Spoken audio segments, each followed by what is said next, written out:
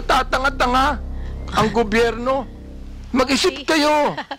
Hindi lang sumusulat kayo kung anong gusto nyo isulat dyan. You're telling us, yung criminal forces, gusto kong sabihin ngayon, Mr. Chair, publicly, ikaw ang tanga. Okay, Your Honor, pero... Mr. Chairman.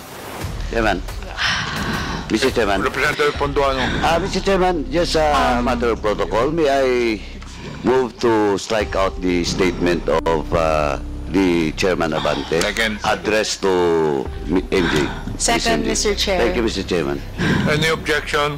There being none, the uttered words is stricken off.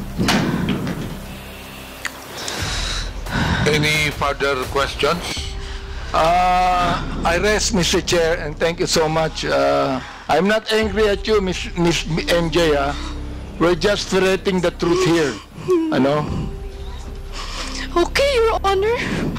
Pero again, hindi ko pa alam kung saan nyo po nakukuha yung idea nyo na kayo yung criminal forces. Hindi po. Anyway, again, Ikaw ang sumulat, Mr. Chair. Okay po, sir. Ikaw ang My sumulat apologies. Yes.